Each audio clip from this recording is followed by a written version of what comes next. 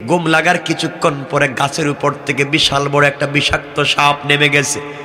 নেমে কোনো কথা নাই, হাকিম লোকমানের ছেলের মাথায় অথবা পায়ের কোনো একটা জায়গায় আঘাত করেছে, দংশন করেছে, বিষ দিয়ে ফেলেছে। গোটা বডি কালো হয়ে গিয়েছে, অজ্ঞান।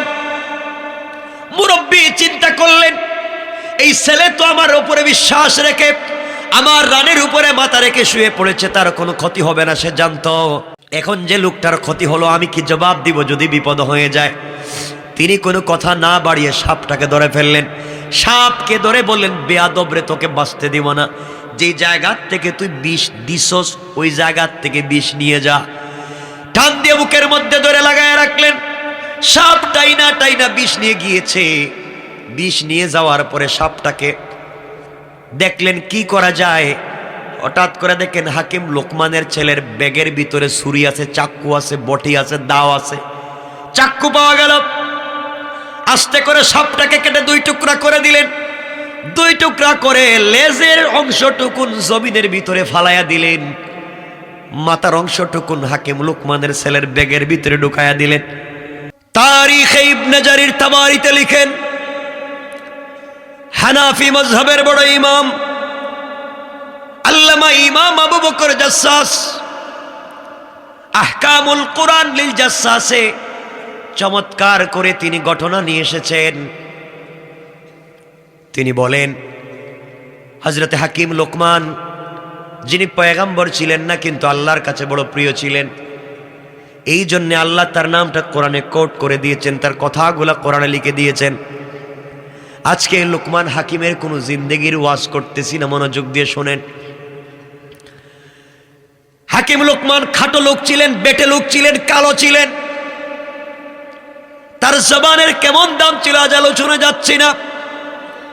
তার সন্তানদেরকে তিনি কিছু বিষয়ে ওসিয়ত করেছিলেন, তাও বলতেছি না। সন্তানদেরকে বসে একদিন লোকমানে হাকিম পরামর্শ করতেছেন আর বলতেছেন, সন্তানেরা শুনো, আমি একদিন ইন্তেকাল করব। এই দুনিয়ার জমিনে আমি হাকিম লোকমান থাকবো না। আমি মরে গেলে তোমরা এই আমল করবা, ওই আমল করবা, এমনে চলবা।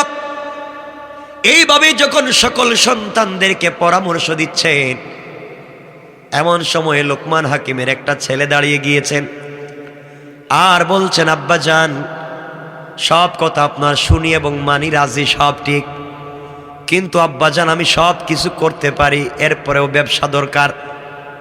আমি দুনিয়ার জমিনে একটা ব্যবসা করতে চাই। আপনার সব কথা মানি, ব্যবসা করার জন্য আপনি আমাকে কিছু টাকা দেন। কি বলতে চাই শুধু মনোযোগ দিয়ে শোনেন। লোকমান হাকিম বলেন, আব্বাজান, ব্যবসার জন্য দেওয়ার মতো টাকা আমার কাছে নাই। সন্তান বলতেছে, বাবা আমি জানি না আপনি কেমনে আমাকে টাকা দিবেন। সন্তানের এমন অনুনয় বিনয় শুনে হাকিম লোকমান বললেন, বাবা তুমি শোনো, আমার কাছে এত টাকা নাই তোমাকে দেওয়ার, কিন্তু তোমাকে বলছি শোনো, আমার এক বন্ধু আছে, আমার এক আপনজন আছে। ওই বন্ধুকে দীর্ঘদিন আগে আমি 3000 স্বর্ণ মুদ্রা দিয়েছি, ঋণ দিয়েছিলাম তাকে। ওই টাকা যদি তুমি তার কাছ থেকে আনতে পারো, টাকা দিয়ে বিজনেস করো। সন্তান বলছে, আব্বা জান, তোমার যে বন্ধুকে তুমি 3000 স্বর্ণ মুদ্রা দিয়েছ, 3000 টাকা দিয়েছ, ওই টাকা এনে আমি বিজনেস করব। বন্ধু কোথায় থাকে আর কেমনেই বা আমি চিনব? হাকিম লোকমান বলছেন, বাবা জান, আমার বন্ধু কই থাকে তাহলে শুনো। এই যে আমাদের গ্রাম যেখানে আমরা বসবাস করছি, এই গ্রামের পরে দীর্ঘ পথ চলবার পরে বিশাল মরুভূমি। এই মরুভূমি পার হওয়ার পরে একটা এলাকা আছে, একটা মহল্লা আছে। ওই মহল্লা পার হয়ে দীর্ঘ পথ যাওয়ার পরে, অনেক দূরে যাওয়ার পরে একটা সাগর পাওয়া যায়। ওই সাগরের পারে আমার বন্ধু দুতলা একটা বাড়ি বানাইছে। তার কাছে গেলেই তুমি আমার পরিচয় দিলে টাকা দিয়ে দিবে, তুমি বিজনেস করতে পারবে। সন্তান বলতেছে, আব্বা জান, এই যদি হয় কথা তাহলে আমি যাই। আপনার পরিচয় দিয়ে আপনার বন্ধুর কাছ থেকে 3000 স্বর্ণ মুদ্রা নিয়ে আসি। হাকিম লোকমান দাঁড়িয়ে গেলেন, আল্লাহর প্রিয় গোলাম, দুনিয়ার জমিনে মস্ত বড় বুজুর্গ দাঁড়িয়ে গেলেন, সন্তানের হাত ধরে বললেন, বাবা, আমি বাবা হিসাবে তুমি সন্তানের কাছে করো জোড়ে নিবেদন করে বলছি, বাবা, টাকা আনার জন্য তুমি যাইও না, নির্ঘাত গেলে তুমি ফিরে আসবে না, আমি জানি তুমি ইন্তেকাল করবে, কঠিন একটা অলৌকিক ঘটনার ভিতরে ঘটে যাবে, এই জন্যে তোমাকে আমি টাকা আনার জন্য প্রেরণ করতে পারি না। কেন আব্বা জান, আপনি বলেন তো কি অসুবিধা? ও বাবা শুনো, আমার মন বলতেছে তুমি যদি টাকা আনার জন্যে আমার বন্ধুর কাছে সাগরের পাড়ে যাও, যাওয়ার পথে তুমি ৫-৬টা বিপদের সম্মুখীন হবে। এমন বিপদ তুমি কোনোদিন চিন্তাও করো নাই, যেই বিপদে পড়ে গেলে মানুষ কোনোদিন বাঁচবে না, মরে যায়। এই জন্য চিন্তা করতেছি টাকা আনতে দিয়ে আমি আমার সন্তানকে হারাতে পারি না। আব্বা জান বলেন তো বিপদগুলা কি? হাকিম লোকমান বললেন, বাবা, তাহলে তুমি শোনো, তুমি যখন টাকা আনার জন্য যাইবা, আমার ঘর থেকে যখন তুমি বের হবা, ঘর থেকে বের হয়ে যাওয়ার পরে যাওয়ার সময় তুমি সাথে করে বেশি করে পানি নিয়ে যাইবা, ঠান্ডা পানি নিবা। তুমি ঘর ছেড়ে যখন মরুভূমিতে হাঁটতে শুরু করবা, ও বাবা, দীর্ঘ পথ হাঁটতে হাঁটতে তুমি ক্লান্ত হয়ে যাবা। মরুভূমির উত্তপ্ত বালির কারণে তোমার চামড়া পর্যন্ত খসে পড়ে যাবে, তোমার কলিজা শুকিয়ে যাবে, তোমার জিহ্বার গলা শুকিয়ে যাবে। ওই সময় তোমার পানি পান করার প্রয়োজন পড়বে। তুমি যখন তোমার ব্যাগের ভিতরে, থলের ভিতরে, বোতলের ভিতরে, যে কোনো জিনিসের ভিতরে, লোটার ভিতরে পানি নিয়ে যাইবা, ওই পানির কথা তোমার স্মরণ হবে পানি পান করার জন্য। তুমি পানি বের করে দেখবা উতলাচ্ছে, পানি উতরাচ্ছে, এই পানি পান করা যাবে না, এই পানি পান করলে তুমি মরে যাবে, এই জন্যে তোমাকে আমি প্রেরণ করতে পারতেছি না। কিন্তু বাবারে, এরপরে শুনো, তুমি যখন যদি বেঁচে যাও, এরপরে বিষাক্ত একটা প্রবলেম হতে পারে। ওই মরুভূমিতে হঠাৎ করে যদি কোনো গাছ পাওয়া যায়, গাছের গোড়ায় তুমি বিশ্রাম নিতে যাইও না, বিপদে পড়ে যাইতে পারো। সন্তান বলছে, আব্বা জান, কথা বুঝি নেই, বুঝায়া বলেন। হাকিম লোকমান বললেন, বাবা, তাহলে শোনো, তুমি যখন পানির জন্য হাহাকার করবে, পানি পাবে না, ওই সময় তোমার বোতলের পানি গরম হয়ে যাবে, খেলে কিন্তু মারা যাবে। আব্বা জান, আমি তো বাঁচতে চাই, টাকা আনতে চাই, তাহলে আমি কি করব? ও বাবা, ওই সময় তোমাকে একটা আমল আমি বলে দেব, ওই আমল যদি তুমি করতে পারো, আমার বিশ্বাস যত বড় বিপদ হোক না কেন, আল্লাহ তোমাকে বিপদ থেকে বাঁচায়া দিবেন। কোন সুবহানাল্লাহ। তাহলে আব্বা জান বলেন তো কি? হাকিম লোকমান বললেন, বাবা শুনো, তাহলে ওই সময় তুমি যখন ঘর থেকে বের হয়ে যাবা, যাওয়ার সময় তুমি যখন আমার কাছ থেকে বিদায় নিয়ে বের হয়ে যাবা, বোতলের ভিতরে পানি নিয়ে ঘর থেকে বের হয়ে যাইবা, ওই পানি পান করলে রাস্তায় তো তুমি মারা যাইবা, এটা আমি বলে দিলাম।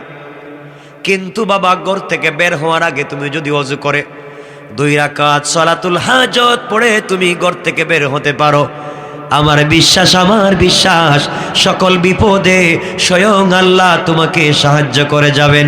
কোন সুবহানাল্লাহ। বাবা, তাহলে বলো এখন আমি কি করব মরুভূমিতে? হাকিম লোকমান বললেন, বাবা, তুমি যখন দেখবা তোমার বোতলের পানি গরম হয়ে গিয়েছে, পান করলে নির্ঘাত তুমি মারা যাবে, ওই সময় তুমি আমার বাবার ওসিয়ত মনে রাখবা। আমি ওসিয়ত করে দিলাম, ওই সময় ওই অবস্থায় তুমি 2 রাকাত সালাতুল হাজত পড়বা। সালাতুল হাজত পড়ে আল্লাহর কাছে সাহায্য চাইবা। সালাম ফিরাইয়া ডান দিকে বাম দিকে সালাম ফিরাইয়া যখন মুনাজাত করবা, বাবা এতটুকুন উপরে হাত উঠাবা যেন বগল পর্যন্ত দেখা যায়, এতটুকুন হাত তুমি উপর দিকে উঠে আল্লাহর কাছে মুনাজাত করবা। মুনাজাত শেষ করে বিশাল মরুভূমির মধ্যখানে হঠাৎ করে পিছন দিকে তাকায়া দেখবা, মরুভূমির মধ্যখানে একটা জঙ্গল দেখা যায়, বাগান দেখা যায়। আল্লাহু আকবার বলেন। বাবারে তুমি বুঝতে পারবে না, এই বিশাল মরুভূমিতে ঘর নাই, বাড়ি নাই, কিছুই নাই। নামাজ যদি সলাতুল হাজত পড়তে পারো, হঠাৎ করে দেখবা বাগান হয়ে গিয়েছে।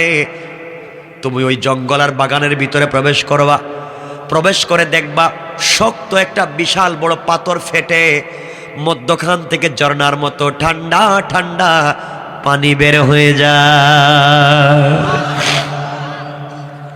বাবা তুমি ওই পানি ইচ্ছা মতো পান করবা, তোমার বোতলের গরম পানি ফালাইয়া দিবা, এরপরে তুমি ঠান্ডা পানি বোতলের ভিতরে ঢুকাইয়া নিবা, আল্লাহর শুকরিয়া আদায় করে আবার সলাতুল হাজত আদায় করবা। বাবারে ওই সময় তুমি পানি পান করবার পরে তোমার বিশ্রামের প্রয়োজন হবে। দেখবেন গরমে আসার পরে মানুষ যখন বেশি পানি পান করে তখন বিশ্রাম মন চায়, ঘুম চলে আসে। বাবা তোমার বিশ্রামের প্রয়োজন হবে, কিন্তু জঙ্গলের ভিতরে এমন কোনো গাছ নাই যেই গাছের গোড়ায় সাপ আর বিচ্ছু নাই। তুমি কোনো গাছের গোড়ায় বিশ্রাম নিতে পারবা না। জঙ্গল থেকে বের হয়ে যাবা, আবার এসে মরুভূমিতে 2 রাকাত সালাত আদায় করবা। সালাত আদায় করে ডান দিকে তাকায়া দেখবা হঠাৎ করে মরুভূমির মধ্যখানে বট গাছের মতো বিশাল একটা গাছ দেখা যায়। আব্বা জান সাবধান করে দিচ্ছি, তোমার মন চাইব তুমি যেন বিশ্রাম করো, গাছের ছায়ায় আলোর নিচে তুমি যেন বিশ্রাম করো, তোমার মন চাইবে। আমি বাবার ওসিয়ত মনে রাখবা, সাবধান করে দিলাম, তুমি ওই গাছের ধারে কাছেও যাইও না, বিশ্রামের জন্য যাইও না। ও বাবা আমি হাকিম লোকমান বলছি, তুমি যদি ওই গাছের গোড়ায় বিশ্রামের জন্য যাও আর গাছের গোড়ায় গিয়ে বিশ্রামে পড়ে যাও, তুমি মরে যাইবা, নির্ঘাত তুমি মরে যাইবা, যাইও না। বাবারে তুমি তখন কেমনে চলবা একটা কথা বলে দিই। ওই সময় আবার 2 রাকাত সালাত আদায় করবা, সালাতুল হাজত। সালাম ফিরানোর পরে হঠাৎ হয়তো দেখতে পারো গাছের গোড়ায় সাদা দাড়ি, মাথায় সাদা চুল, সাদা পাগড়ি পরা একজন মুরব্বীকে গাছের গোড়ায় পায়া যাইবা। সুবহানাল্লাহ ওয়াজ করে পড়েন। ও বাবা তুমি যখন ওই লোকটাকে গাছের গোড়ায় দেখতে পাইবা, লোক তোমাকে ডাকতে পারে আর বলতে পারে তুমি এসে গাছের গোড়ায় বিশ্রাম নেও। বাবা তুমি যাইও না, গাছের গোড়ায় গেলে তুমি নির্ঘাত মরে যাইবা, যাইও না। তুমি নিজেকে আমার কথা মনে রাখবা, ওসিয়ত মনে রাখবা। কিন্তু আব্বা জান ওই মুরব্বী লোকটা যদি তোমাকে ডাক দেয় আর বলে আমি আছি, তোমার অসুবিধা হবে না, এইভাবে যদি মুরব্বী লোকটা তোমাকে অভয় দিয়ে কথা বলে, তোমাকে সান্ত্বনা দিয়ে কথা বলে আর বলে মুরব্বী লোকটা তোমার সাথে থাকবে, আর সে যদি বলে তার রানের উপরে মাথা রেখে তোমাকে শুইতে, আর যদি তুমি শুয়ে যাও, আমার বিশ্বাস ওই লোকটার কথা শুনলে তোমার কোনো ক্ষতি হবে না। বাবারে এরপরে যদি লোকটাকে পেয়ে যাও, বিশ্রাম নাও, বিশ্রামের পরে কিন্তু তোমাকে মরুভূমি ছেড়ে চলে যাওয়া লাগবে। দীর্ঘ পথ চলার পরে তুমি একটা গ্রাম দেখবা, মহল্লা দেখবা, ওই মহল্লার ভিতরে তুমি প্রবেশ করে নিবা। এলাকায় যাওয়ার পরে হাকিম লোকমানের পরিচয় দিবা, আমি বাবার পরিচয় দিবা, বলবা আমি হাকিম লোকমানের ছেলে। এই কথা এলাকার মানুষকে বললে তোমাকে সম্মান করবে, ইজ্জত করবে, তোমাকে মেহমানদারি করবে, 2-4 দিন থাকবার ব্যবস্থা করে দিবে। বাবারে তুমি যখন ওই গ্রামে যাইবা, যাওয়ার পরে 2-4 দিন থাকবা, বিশ্রাম নিবা, মানুষ তোমাকে খাওয়াবে, উপহার উপঢৌকন দিবে, কিন্তু 3 দিনের বেশি এলাকায় থাকবা না।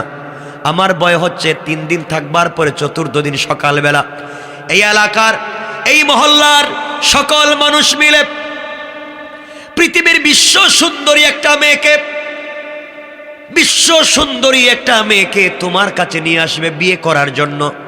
হাকিম লোকমানের ছেলে মনে করে তারা আত্মীয়তা করতে চাইবে, তোমার কাছে একটা বিশ্ব সুন্দরী মেয়েকে নিয়ে আসবে বিয়ে করার জন্য। বাবা জোড়হাত করে আমি বাবা ওসিয়ত করে দিচ্ছি, সাবধান, মেয়ের চেহারার দিকে তাকালে তুমি পাগল হয়ে যাবা, মেয়ের বডির দিকে তাকালে পাগল হয়ে যাবা। এত সুন্দরী মেয়ে পৃথিবীতে তুমি আর দেখো নাই, দেখবাও না। এই সুন্দরী মেয়ের সুন্দরের প্রেমে পাগল হয়ে তুমি যদি আমি বাবার ওসিয়ত ডিঙ্গাইয়া বিয়ে করো, আমার বিশ্বাস বিয়ে করলে তুমি বাসর রাত্রে মারা যাইবা। বাবা আমি তোমাকে বলে দিচ্ছি, নির্ঘাত মরে যাইবা। মহা বিপদে পড়ে যাইবা। এজন্য তুমি বাবা সন্তানকে বলছি টাকা আনার জন্য যাইও না। বাবারে আরেকটা কথা বলে দেই, বিশ্ব সুন্দরী মেয়েটাকে তোমার কাছে যদি ওরা বিয়ে দিতে চায়, মনে রাখবো যে গাছের গোড়ায় থাকাকালীন সময় যেই মুরব্বী লোকটা তোমাকে ডেকে তার প্রাণের উপরে ঘুমাতে দিয়েছিল, এই লোকটাকে যদি ফুসলাইয়া কথা বইলা বুঝাইয়া তোমার সঙ্গে সফরের সাথী বানাতে পারো, সফরের সাথী বানাইয়া তাকে সাথে নিয়ে যদি গ্রামে যাও, তাহলে সকল কাজে সকল সমস্যায় পড়ে 2 রাকাত সালাত আদায় করে আল্লাহর কাছে বিপদ মুক্তির দোয়া চাইবা। আর ওই মুরব্বী লোকটার পরামর্শ মতে চলবা, লোকটা যা বলবে তাই মানবা।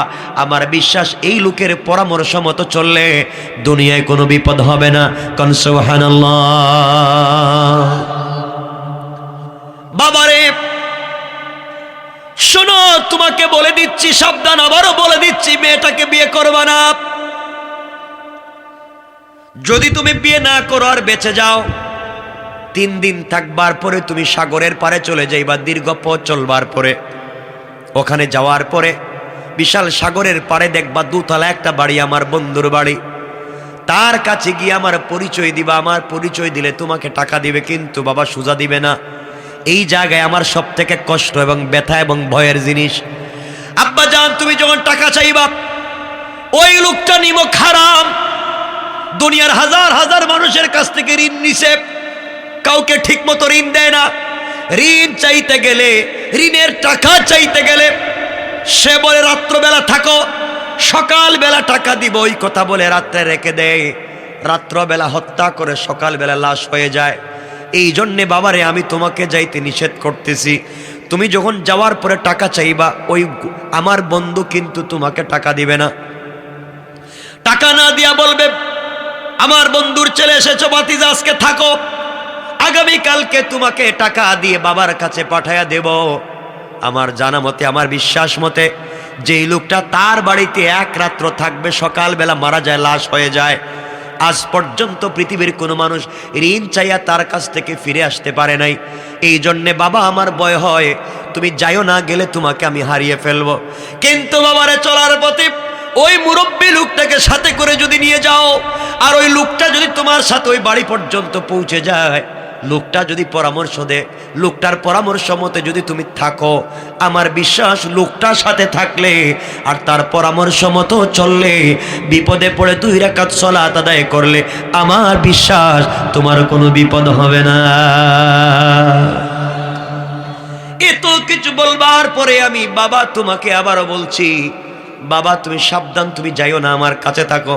সন্তান বলতেছে, আব্বা জান, সব যেহেতু বলছেন, আপনি সব দুঃখের কথা বলছেন, বিপদের কথা বলে দিয়েছেন, পাশাপাশি আমাকে বলে দিয়েছেন আমি যদি সলাতুল হাজত পড়ে ঝামেলা হবে না। ও বাবা, তুমি যে আল্লাহর প্রতি বিশ্বাস রাখো, যে আল্লাহকে তুমি ভালোবাসো, আমিও সেই রবকে ভালোবাসি, বিশ্বাস করি, আমিও তোমার কথা মতো সলাতুল হাজত পড়ে ঘর থেকে বের হব। আমার বিশ্বাস এই নামাজের বরকতে আমার কোনো ক্ষতি হবে না। কোন সুবহানাল্লাহ। কষ্ট হচ্ছে আপনাদের? 12:30 হয়ে গেছে। কে ভাই, শেষ করে দেব, লম্বা করবো না। যেখানে শেষ ওখানে শেষ করে দিব, লম্বা করবো না। 12:30 হয়ে গেছে। উঠবেন না, আমি একটা জায়গায় নিয়ে শেষ করবো। 2টা কেন তাহলে বলেন না, ফজর পর্যন্ত, কালকেও আছি আমি। আমার মুসলমান বন্ধুগণ, গভীর মনোযোগ। হাকিম লোকমানের ছেলে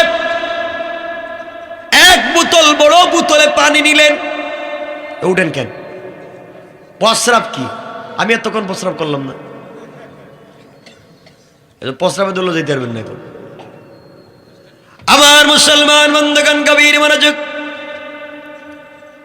হাকিম লোকমানের ছেলে বোতলের ভিতরে পানি নিলেন, জায়নামাজ বিছালেন, 2 রাকাত সালাত আদায় করলেন, আল্লাহর কাছে বললেন, আল্লাহ তাআলা, বাবার ওসিয়ত মতো সালাতুল হাজত পড়লাম, ঘর থেকে বের হয়ে যাচ্ছি। আল্লাহ, আমি জানি বিপদের কথা বাবা বলেছেন, ভুল হবে না, কিন্তু নামাজ পড়ে আমার জিন্দেগিকে তোমার কাছে হাওয়ালা করে দিলাম, আমার জিম্মাদার তোমাকে বানাইয়া নিলাম।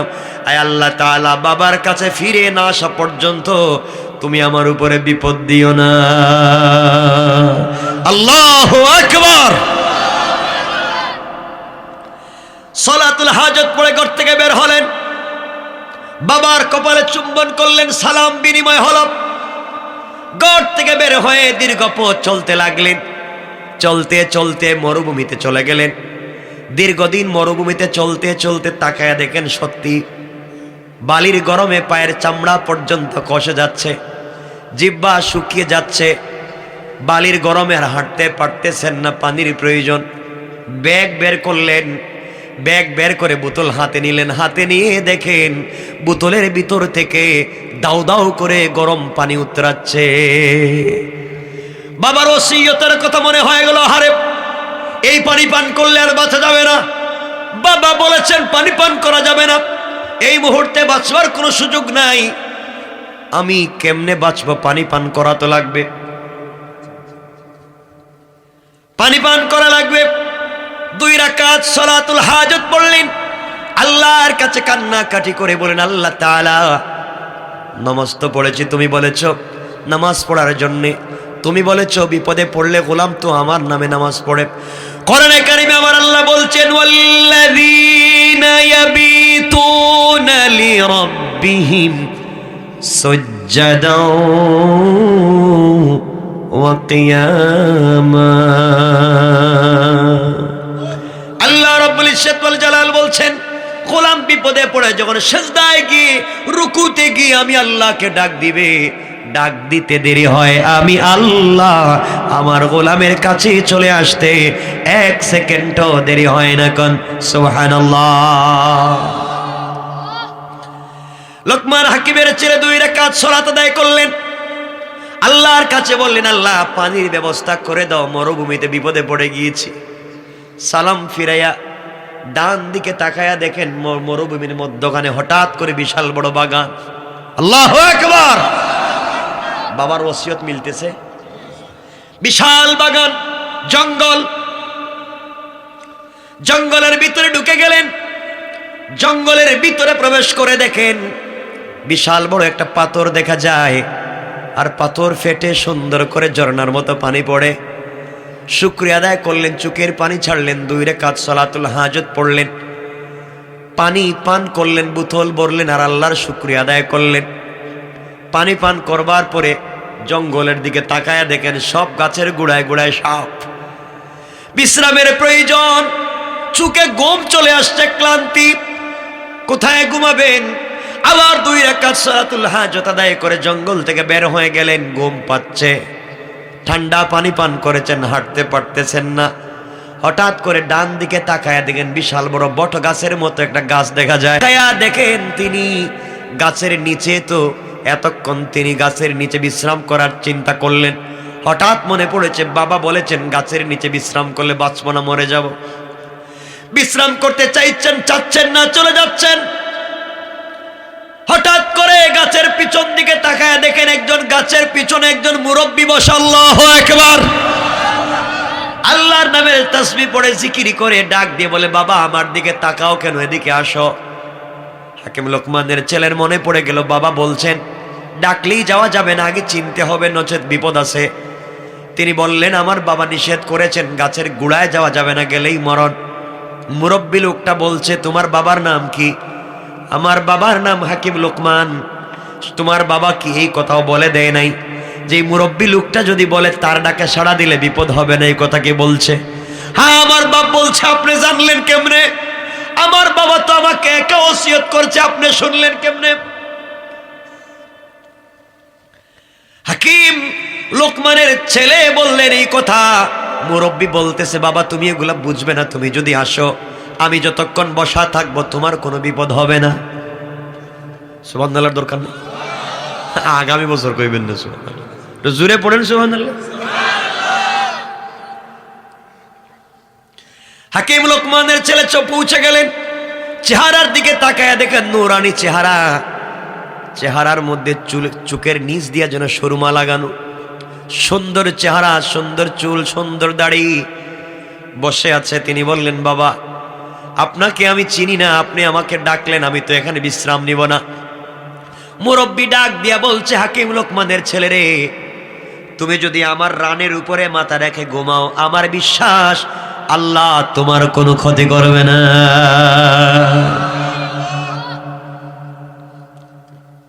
হাকিম লোকমানের ছেলের মনে পড়ে গেল, বাবা বলেছেন ওর প্রাণে মাথা রাখলে অসুবিধা নাই। তিনি ঘুমিয়ে পড়লেন। দীর্ঘদিন পর্যন্ত রাস্তায় চলাফেরা করেছেন, এই জন্য ক্লান্ত, তাড়াতাড়ি তার ঘুম লেগে গিয়েছে। ঘুম লাগার কিছুক্ষণ পরে গাছের উপর থেকে বিশাল বড় একটা বিষাক্ত সাপ নেমে গেছে। নেমে কোনো কথা নাই, হাকিম লোকমানের ছেলের মাথায় অথবা পায়ের কোনো একটা জায়গায় আঘাত করেছে, দংশন করেছে, বিষ দিয়ে ফেলেছে। গোটা বডি কালো হয়ে গিয়েছে, অজ্ঞান। মুরব্বী চিন্তা করলেন, এই ছেলে তো আমার উপরে বিশ্বাস রেখে আমার রানের উপরে মাথা রেখে শুয়ে পড়েছে, তার কোনো ক্ষতি হবে না, সে জানতো। তার বাবা ওসিয়ত করেছেন তাই। এখন যে লোকটার ক্ষতি হলো, আমি কি জবাব দিব যদি বিপদ হয়ে যায়? তিনি কোনো কথা না বাড়িয়ে সাপটাকে ধরে ফেললেন। সাপকে ধরে বললেন, বেয়াদব রে, তোকে বাঁচতে দিব না। যেই জায়গা থেকে তুই বিষ দিছস ওই জায়গা থেকে বিষ নিয়ে যা।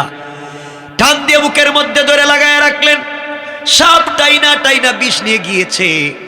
বিষ নিয়ে যাওয়ার পরে সাপটাকে দেখলেন কি করা যায়। হঠাৎ করে দেখেন হাকিম লোকমানের ছেলের ব্যাগের ভিতরে ছুরি আছে, চাক্কু আছে, বটি আছে, দাও আছে। চাক্কু পাওয়া গেল। আস্তে করে সাপটাকে কেটে দুই টুকরা করে দিলেন। দুই টুকরা করে লেজের অংশটুকুন জমিনের ভিতরে ফালাইয়া দিলেন। মাথার অংশটুকুন হাকিম লোকমানের ছেলের ব্যাগের ভিতরে ঢুকাইয়া দিলেন। এটাই হচ্ছে কৌশল। আল্লাহ বলছেন, ওয়া মাকারু ওয়া মাকারাল্লাহ ওয়াল্লাহু খায়রুল মাকিরিন। এই ওয়াজ করতে গেলে আর অনেক লম্বা। রেখে দিলেন তিনি মাথার অংশটা ব্যাগের ভিতরে, লেজের অংশ ফেলে দিলেন। কিছুক্ষণ পরে হাকিম লোকমানের ছেলের ঘুম ভেঙে গেল। ঘুম ভাঙ্গার পরে উঠে গেলেন। উঠে দেখেন তার পায়ের কাছে বিশাল বড় সাপের অর্ধেক। লাফ দিয়ে উঠে বলছেন, আঙ্কেল এটা আবার কি? বাবা তোমাকে সাপে দংশন করেছিল, এই জন্য আমি হত্যা করে দুই টুকরা করে ফেলে দিয়েছি।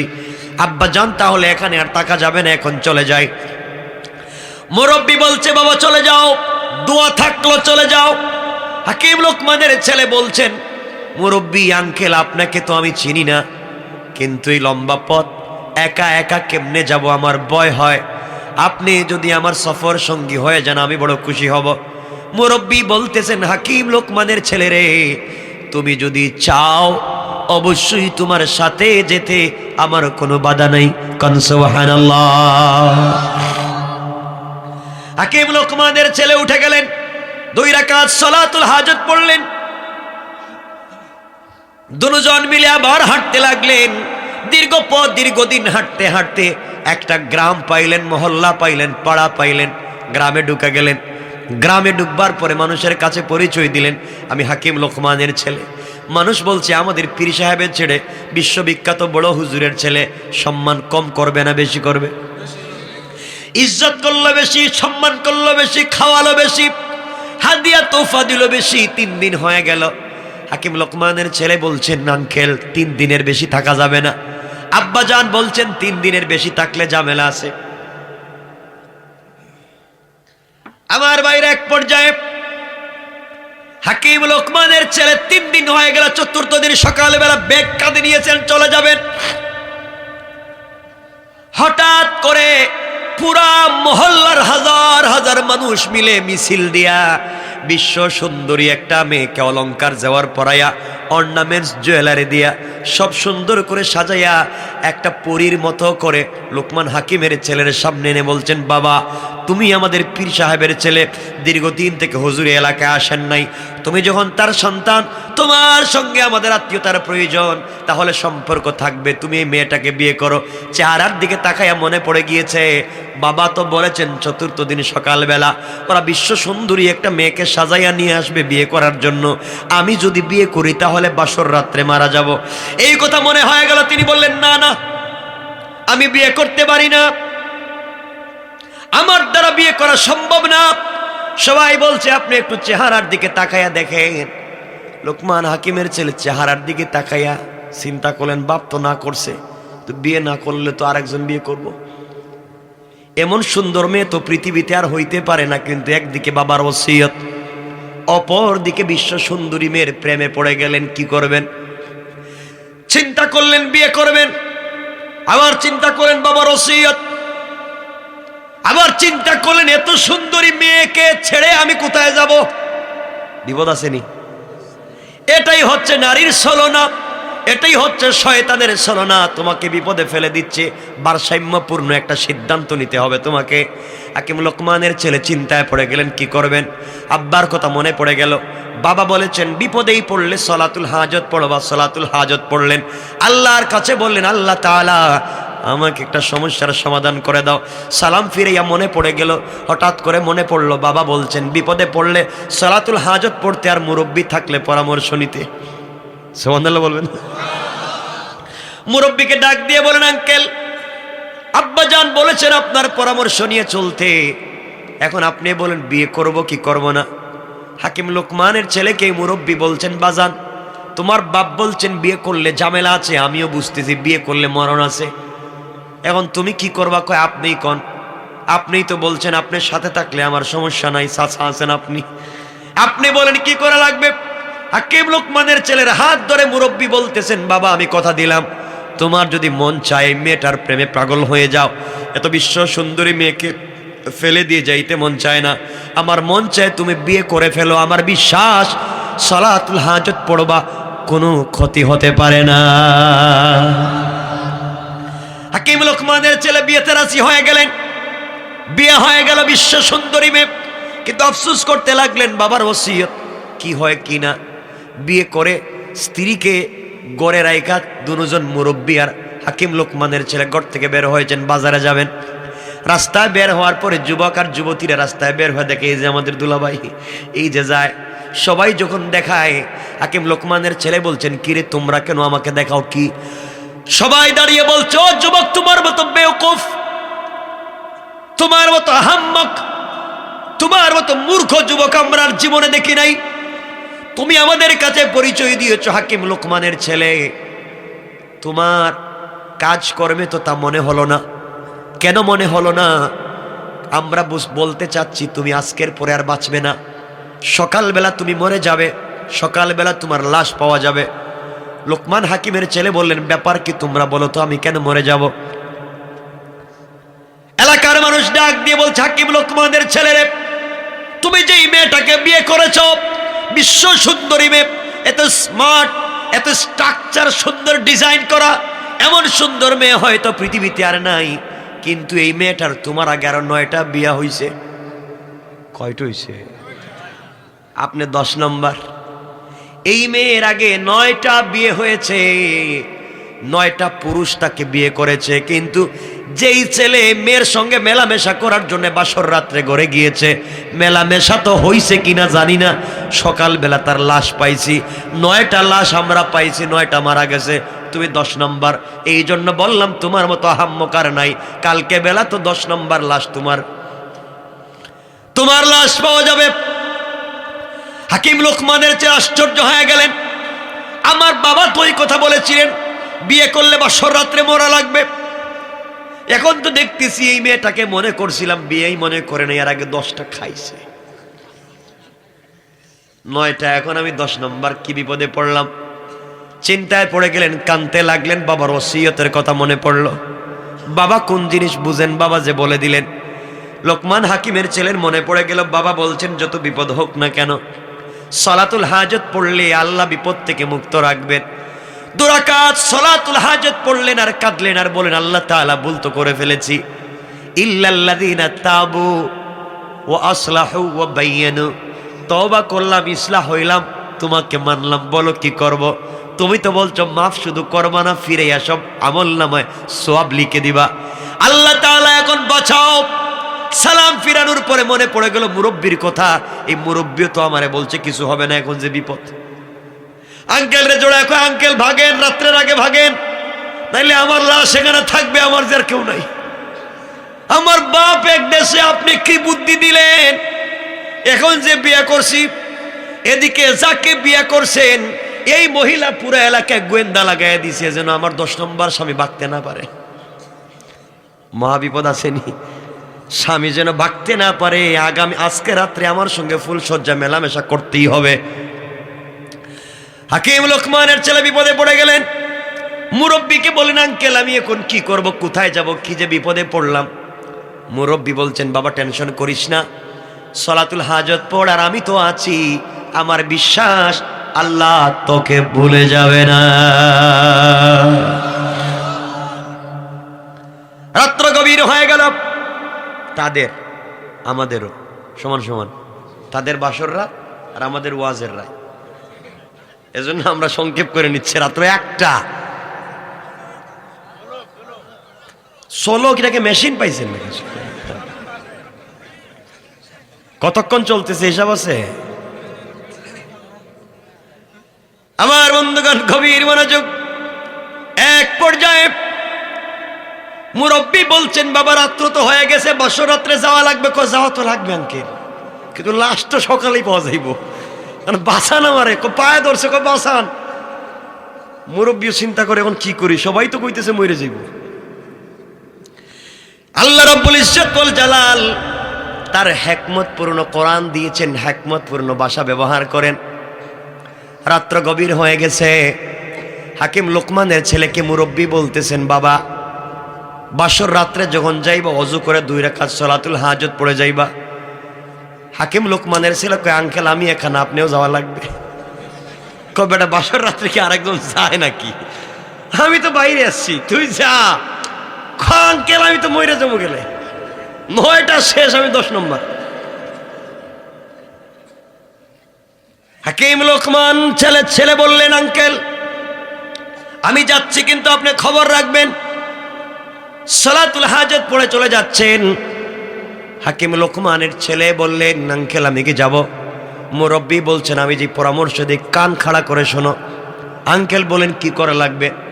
বাবা তুমি যাও ঘরের ভিতরে, যাওয়ার পরে ওই মেয়েটা তোমাকে জড়াইয়া ধরবে, বাধ্য করবে তোমার সঙ্গে মেলামেশা করার জন্যে, তোমাকে পাগল করে তুলবে, তার সঙ্গে যেন মেলামেশা করো। কিন্তু বাবা সাবধান করে দিলাম, মেয়ের প্রেমে পড়ে মেয়েটাকে দেখেই যেন মেলামেশার জন্য পাগল না হও। আমার কথা শুনবা, নাইলে কিন্তু মরণ লাগবে। বাসর রাত্রে লাশ পড়বে, ভালো করে বুঝো। আঙ্কেল খন যা কইবেন শুনতে রাজি, কিন্তু আজকের রাত্রে বিপদ থেকে বাঁচান, কালকে রাত দিন হইলেই ভাগুম এলাকা সাইডা, তো আজকে রাত্রে বাঁচান। ঠিক আছে, তুমি বছর রাত্রে ঘরে ঢুকলে মেয়েটা পাগল হয়ে তোমার সঙ্গে মেলামেশা করতে চাইবে, কোনোভাবেই মেয়েটাকে কোনোভাবেই সুযোগ দিবা না। আঙ্কেল তাইলে কি করব যদি জোর জবরদস্তি করে? না শোনো, তুমি বলবা ঠিক আছে ওয়েলকাম, আমি রেডি হচ্ছি, তুমি রেডি হও। বলে আঙ্কেলের পরে যদি মারামারি আরম্ভ হয়ে যায়, এরপরে যদি মারামারি শুরু হয়ে যায়, না শোনো কি বলছি, ওই সময় আধা ঘন্টা তুমি শুধু ওই মহিলার সঙ্গে কথা বলবা, তুমি আমাকে চিনো, আমি তোমাকে চিনি, এইভাবে টাইম পাস করবা, কিন্তু মেলামেশা করবা না। সাবধান, কাছে বসলেও দূরত্ব বজায় রাখবা। আঙ্কেল যদি মায়ের শুরু করে, 9 জন পারে নাই, আমি একা আজকে কি পারো? ঠিক আছে সব ঠিক, তুমি শোনা। আধা ঘন্টা পরে তুমি বলবা, স্ত্রী রে অবশ্যই তোমাকে ওয়াদা দিলাম মেলামেশা করব, কিন্তু আমার পেটে কামড় দিছে, আমি ওয়াশরুমে যাবো, বাথরুমে দরকার। ওই কথা বলে মহিলার কাছ থেকে বলবো, একটা বদনা দেও, লুটা দেও, পাত্রে দেও, আমি একটু বাহিরে ইস্তেঞ্জা করে আসি। এই কথা বলে বদনাটা নিয়ে তুমি বের হয়ে চলে আসবা। এরপরে আবার ঘরে যাইবা, আমি যা বলবো তা শুনবা। আঙ্কেল বদনা আনার সময় যদি মায়ের শুরু করে, তাইলে আমি কোথায় যাবো? মারবে না, তুমি বুঝে আসো যে আমি আবার আসতেছি, বদনা দাও, বাথরুম থেকে আসি। হাকিম লোকমানের ছেলে 2 রাকাত সালাতুল হাজত পড়ে আল্লাহর কাছে কান্নাকাটি করে। বাসর রাত্রে ফুলসজ্জার রাত্রে স্ত্রীর ঘরে ঢুকেছেন, স্ত্রী ফুসলাইয়া তাকে মেলামেশা করতে উদ্বুদ্ধ করতেছে। তিনি বললেন, স্ত্রী শোনো, সব ঠিক আছে, রাজি, কিন্তু তুমি আমাকে জানো, আমি তোমাকে জানি, জানাজানি করি, চিনাচিনি হোক, এরপরে আমরা মেলামেশা করতে রাজি, আপত্তি নাই। আধা ঘন্টা চলে গিয়েছে, আর চিন্তা করতেছেন কেউ তো দেখতেছে আসতেছে না মাইক টের দেওয়ার জন্য, তাহলে ঠিক আছে এখন কি করা যায়? হঠাৎ মনে পড়লো মুরব্বীর কথা। মুরব্বী বলেছে বদনা নিয়ে বাহিরে যাওয়ার জন্যে। তিনি বললেন, স্ত্রী রে, আমার পেটে কামড় দিচ্ছে, একটু ওয়াশরুম থেকে আসি, এর ভিতরে তুমি রেডি হয়ে যাও, আমি আইসাই তোমার সঙ্গে মেলামেশা করব। ওয়াদা দিলাম।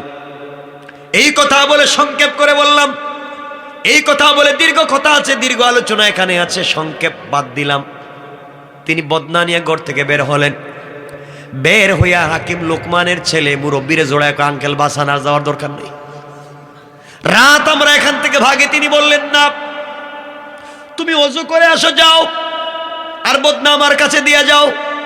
এই কথা বলে বদনা রেখে নিলেন, লুঠা পাত্রটা রেখে নিলেন মুরব্বী। হাকিম লোকমানের ছেলে চলে গেলেন।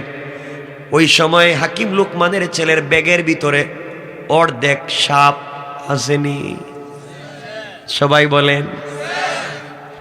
ওই অর্ধেক সাপ ব্যাগের ভিতর থেকে বের করে বদনার ভিতরে ঢুকায় দিলেন, মুখের মধ্যে বন্ধ করে দিলেন। আর ওই সময় হাকিম লোকমানের ছেলে ওযু করে আসছেন, বললেন, বাবা 2 রাকাত সালাতুল হাজত পড়ো। সালাতুল হাজত পড়লেন, আর বলেন, বদনা নিয়ে যাও। আঙ্কেল, এটা কি খুলবো? কয়, না, খোলা যাবে না। আমি বলি, কি করবা? ঘরে যাওয়ার পরে স্ত্রী তোমার সঙ্গে মেলামেশা করতে পাগল হয়ে যাবে, তুমি বলবা আমি রেডি, তুমিও রেডি হও, শর্ত আমার আছে। আজকে তোমার সঙ্গে মেলামেশা করব, কিন্তু স্বামী হিসাবে শর্ত আছে। স্ত্রী বলবে, কি শর্ত? তুমি বলবা, আমি যে বদনা আনছি, বদনায় তুমি আগে প্রস্রাব করো, এরপরে তোমার সঙ্গে মেলামেশা করব। যতক্ষণ পর্যন্ত ওখানে প্রস্রাব না করবা, মেলামেশা করবো না। স্ত্রী মেলামেশা করতে পাগল হবে, তোমার কথা শুনবে, প্রস্রাব করবে। প্রস্রাব করার পরে ওই বদনাটা নিয়ে আবার মুখ লাগাই আমার কাছে নিয়ে আসবা, আমার কাছে রাইখা এরপরে তুমি যাইবা, এরপরে মেলামেশা করবা, আমার আপত্তি নাই। হুজুর, এখন যদি আসতে না দে? যাও, আমার কথা শোনো, মনোযোগ দিয়ে শুনেন কি বুঝাতে চাই। হাকিম লোকমানের ছেলে সালাতুল হাজত পড়লেন, মুরব্বীর কথায় বদনা সাথে নিয়ে ঘরের ভিতরে পৌঁছে মুচকি হেসে স্ত্রীকে বললেন, স্ত্রী, আমি রেডি, তোমার সঙ্গে মেলামেশা করতে রাজি, কোনো টেনশন নাই। শর্ত আছে, একটাই শর্ত, সময় নষ্ট করা যাবে না। শর্ত হলো, তুমি আমি যে বদনা আনছি, বদনায় প্রস্রাব করা লাগবে। স্ত্রী কয়, রাজি না। তিনি বলেন, আমিও রাজি না। সমান সমান। তুমি যদি বলো মেলামেশা করতে রাজি, আমি বলবো প্রস্রাব করো। স্ত্রী মহাবিপদে পড়ছে, প্রস্রাব করতে রাজি হয়ে গিয়েছে। এক পর্যায়ে পেশাব করলো। পেশাব করার পরে স্ত্রীকে বললেন, তুমি বসো, আমি আসছি বলে বদনা নিয়ে দৌড়। এক দলে মুরব্বীর কাছে বলে, আঙ্কেল, এই যে নেন, এখন কি করব বলেন। হঠাৎ করে হাকিম লোকমানের ছেলে বুঝতে পারলেন বদনার ভিতরে কি যেন লড়ে। মুরব্বী বলছেন, বাবা, বদনাটা উল্টাইয়া দেও আমার সামনে। আল্লাহু আকবার, কি আশ্চর্য বিষয়। বদনা উল্টাতে দেরি হয়েছে, দেখা যায় 2টা বিষাক্ত কালো 2টা সাপ আর একটা লেজ ছাড়া সাপ। আশ্চর্য হয়ে গেলেন হাকিম লোকমানের ছেলে, কি ব্যাপার আঙ্কেল? বদনার ভিতরে 2টা আস্ত সাপ, কালো বিষাক্ত সাপ আর একটা অর্ধেক সাপ, কি ব্যাপার? চোখের পানি ছেড়ে দিলেন। হাকিম লোকমানের ছেলেকে মুরব্বী বলছেন, বাবা, তাহলে তুমি শোনো, ওই মহিলার পেটের ভিতরে লম্বা ঘটনা, একটা বিষয় আছে, লম্বা তারিখ আছে। ওই মহিলার পেটের ভিতরে 2টা ছোট্ট ছোট্ট কালো সাপ আস্তে আস্তে বড় হয়েছে। এখানে ইতিহাস লম্বা, সেটা আজকে বলবো না, কারণ একটু হয়ে গেছে। শোনেন, আরে আমার কথা বুঝেন, খালে সংক্ষেপ, শুধু সব জায়গায় সংক্ষেপ চলে না। শোনেন না, যা বলছে তাই শুকরিয়া আদায় করেন। আমার ভাইয়ের সাথে এতক্ষণ কথা ছিল না, কিন্তু এতক্ষণ কথা দিই নেই। শোনেন কথা, শোনেন ঘটনা বাদ দিলাম এখানকার। হাকিম লোকমানের ছেলেকে মুরব্বী বলছেন, বাবা, এই মহিলার পেটে 2টা বিষাক্ত সাপের জন্ম, আস্তে আস্তে বড় হয়েছে। সে 9টা বিয়ে করেছে, এটাও ঠিক। স্বামীরা যখন তার সঙ্গে মেলামেশা করার জন্য গিয়েছেন, ওই সময় কিন্তু ওই বিষাক্ত সাপ কামড় দিয়ে তার 9টা স্বামীকে হত্যা করেছে। মেয়েটা জানে না, মেয়েটা বুঝতেই পারে না এই বিষাক্ত সাপ তার স্বামীকে আঘাত করে করে হত্যা করেছে, এই জন্যে মরে গিয়েছে। আজকে আমি জানতাম এই জায়গায় এই অসুবিধা হবে। তার পেটের ভিতরের 2টা সাপ বের করার কোনো মেশিন আমার কাছে নাই। হুজুর বুঝলাম তো, দুইটা সাপ পেটের ভিতর থেকে বাইরে হয়েছে, অর্ধেকটা কুত্তে গাইল। বাবারে ওই যে গাছের গোড়ায় বলছিলাম তোমাকে একটা সাপ দংশন করেছে, অর্ধেক সাপ তোমার সামনে ফেলে দিয়েছিলাম, অর্ধেক ব্যাগের ভিতরে রেখেছি। এটাই হচ্ছে আল্লাহর হিকমত। আল্লাহ কোরআনে কারিমে বলেন, আবার আল্লাহ বলেন ওয়া মাকারু ওয়া মাকারাল্লাহ ওয়াল্লাহু খায়রুল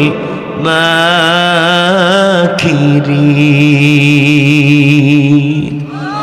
আল্লাহ বললেন আমার কৌশল কোন জিনিস কোন জায়গায় কাজে লাগাবো গোলাম তুই জানিস না।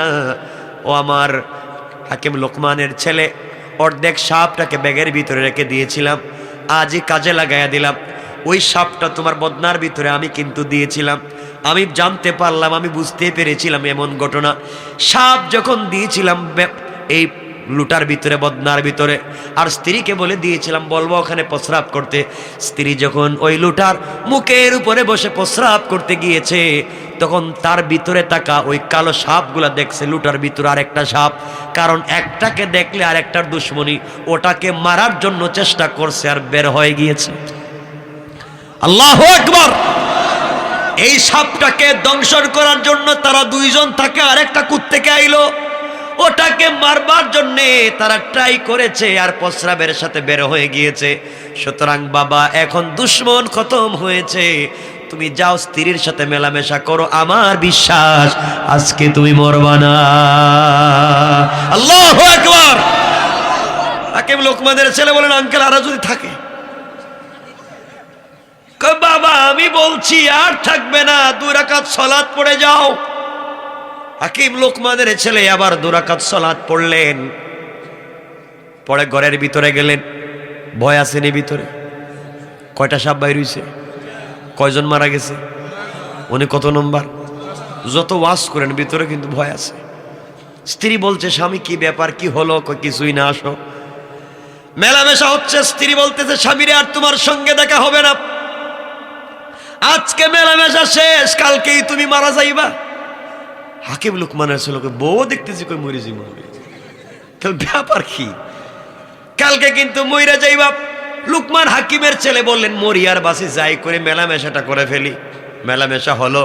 আমার বন্ধুগণ, মেলামেশার পরে দুজন ঘুমিয়ে পড়েছেন কখন জানি, কারণ ফুলসজ্জা রাত্রে মানুষ ঘুমে। রাসূল বলেছেন নাম কা নামাতিল আরুস, এইভাবে কিয়ামতের মাঠ কায়েম হবে। ঘুমিয়ে গেলেন, দুজন ঘুমিয়ে পড়েছেন।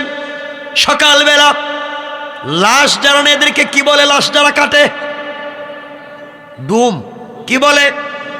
সকালবেলা 10-12 জন ডুম এসে লুকমান হাকিম আর তার বউর ঘরের চতুর্দিকে ঘুরতেছে, দরজা ভাঙ্গা ঢুকছে লাশ নেওয়ার জন্য। আগে কয়টা নিছে?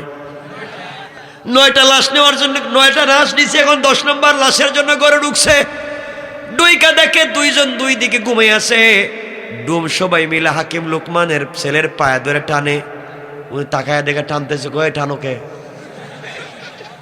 ওরা কই খিরে, এটা মরে নাই দেখি জিতা, এটা কি মানুষ না জিন্নাত? দৌড়, ডুম বারোয়া দৌড়ার, কয় ভাই যাইও না, আজকে এটা মরে নাই, এটা মানুষ না জিন্নাত।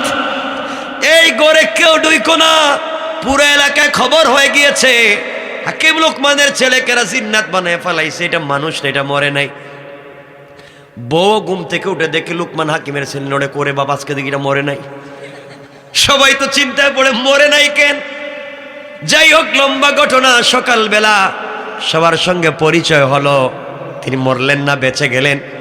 সকালবেলা সলাতুল হাজত পড়লেন, আল্লাহর কাছে শুকরিয়া আদায় করলেন। স্ত্রীকে ওখানে রাইকা বলেন আমরা আসি, ইনশাআল্লাহ তোমাকে আমার বাড়িতে নিয়ে যাবো, যেহেতু মরি নাই, বাইচা গেলাম, তোমার মতো বউরে এখানে রাইকা যাওয়া যায় না, আমি আসি। আমরা অনেক অন্য কাজে এসেছি, ওই কাজটা হচ্ছিল মূল কাজ। কি মূল কাজ? এগুলো তো ফাও বিয়া, টাকা তো মূল। এখন টাকাও বাকি রয়েছে, রাইতে একটা হয়ে গেছে, মূল হচ্ছে টাকা।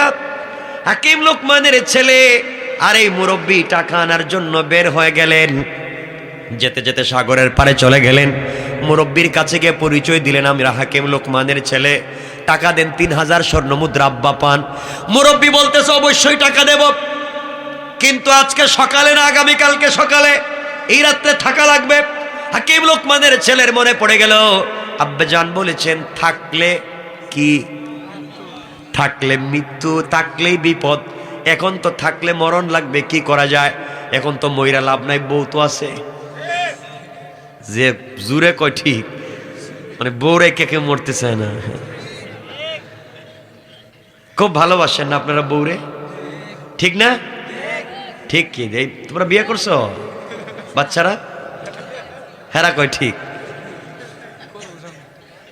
আমার মুসলমান বন্ধুগণ, এক পর্যায়ে মুরব্বী বলছে সকালবেলা টাকা দিব, আজকে দেওয়া যাবে না।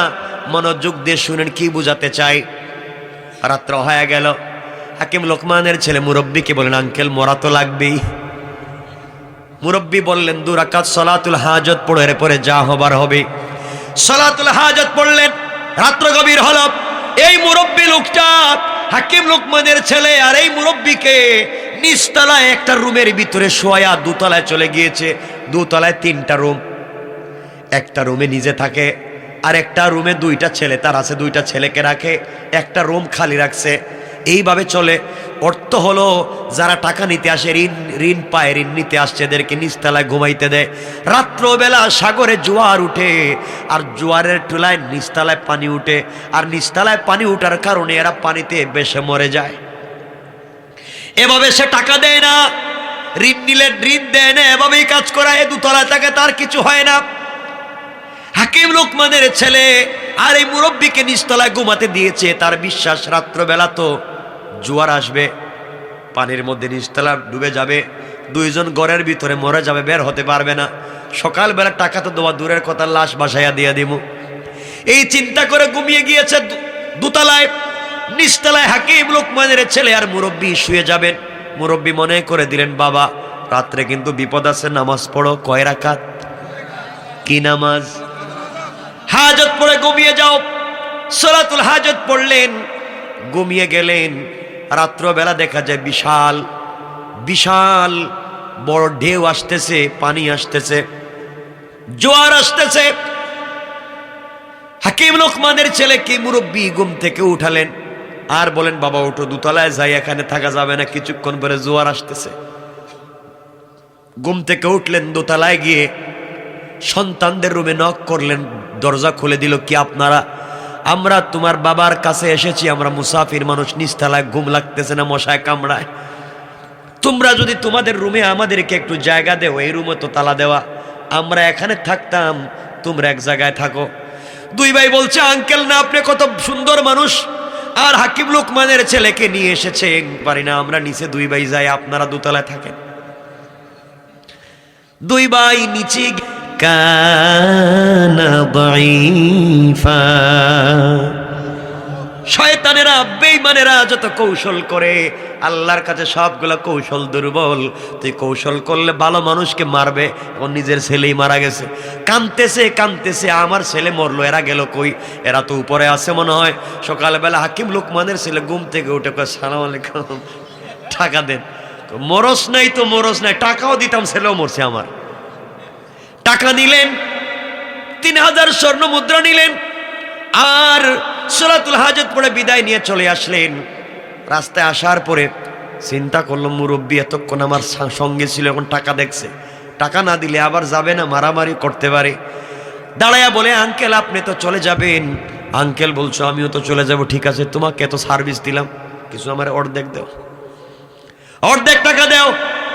কয় আঙ্কেল শুনেন, পুরো 3500 টাকাই দেন, আপত্তি নাই, কিন্তু বউর মধ্যে ভাগ বসাইয়েন না, এটা আমার একা, টাকা আপনি নিয়ে যান, কিন্তু বউ আমার, যে সুন্দরী বউ পাইছি এটা আমার, টাকা আপনি নেন।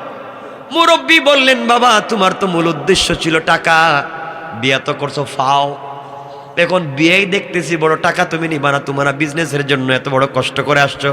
কয় আঙ্কেল আসছিলাম তো ঠিক আছে, কিন্তু এখন কি করব, টাকাকে নিয়ে যাব। হ্যাঁ নিয়ে যাও।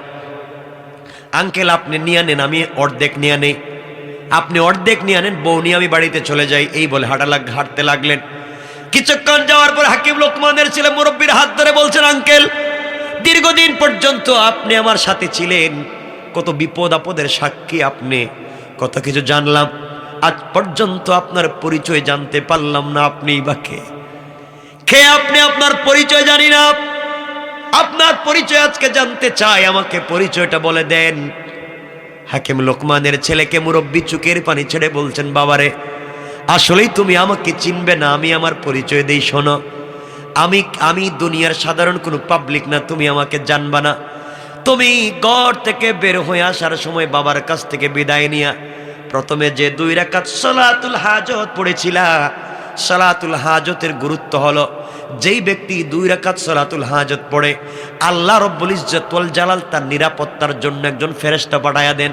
আমি হলাম সেই একজন ফেরেশতা। আল্লাহু আকবার। আমি ওই ফেরেশতা। তুমি যে সালাতুল হাজত পড়েছিলা, আল্লাহ রাব্বুল ইজ্জত ওয়াল জালাল আমাকে মানুষের সুরত ধরায়া তোমার বিপদের সাথী বানাইয়া আমাকে পাঠাইয়া দিয়েছেন। তুমি জায়গায় জায়গায় সালাতুল হাজত পড়েছো, আর আমি তোমাকে সাপোর্ট দিয়েছি, সহযোগিতা করেছি। আজকে তুমি বউ নিয়ে বাড়িতে যাও, টাকা নিয়ে বাড়িতে যাও, তোমার বাবার কাছে আমার সালাম দিবার বলবা, আমি সব জায়গায় তোমাকে সাপোর্ট দিয়েছি। আর জীবনে চলার পথে যদি কোনোদিন বিপদে পড়ে যাও, বিপদে পড়ে গেলে সালাতুল হাজত পড়বা। এই নামাজের বরকত হলো এই নামাজ যে পড়বে তার পুরা বডির জিম্মাদার হয়ে যান স্বয়ং আল্লাহ। আর আল্লাহ বলেছেন, ওয়াল্লাযীনা ইয়াবিতুনা লিরাব্বিহিম সুজদাও ওয়া কিয়ামা। বিপদে পড়ে যদি কেউ রুকু করে সিজদা করে আমি আল্লাহর কাছে চাই, সাথে সাথে আমি আল্লাহ রহমতের ফেরেশতা পাঠাইয়া দেই। কোন সুবহানাল্লাহ। কথা এখানে রেখে দিই। খুশি মনে জানা যায়। হায় হায়, তা আমি তো আলোচনা শেষ। উঠতেছেন কেন? এটা কি, কোন জিনিস? আমি জীবনে এলাকায় আসিনি, আর আসার মনে হয় কোনো চিন্তাও নাই। এখন উঠলেন কেন? কথা তো রাইখা দিছি, শেষ। আলোচনা লম্বা করব না, এত লম্বা কথা বলছি আপনারা বুঝতে পারছেন হুজুর এখন রাইখা দিবে আর করবে না। কিন্তু শুনেন,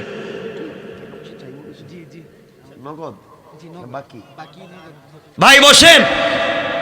আল্লাহ, এরা এতক্ষণ কথা শুনছে, এখন উঠে যাচ্ছে। শেষ তো, বসেন কয়েক মিনিট, কষ্ট দিব না আমার জন্য।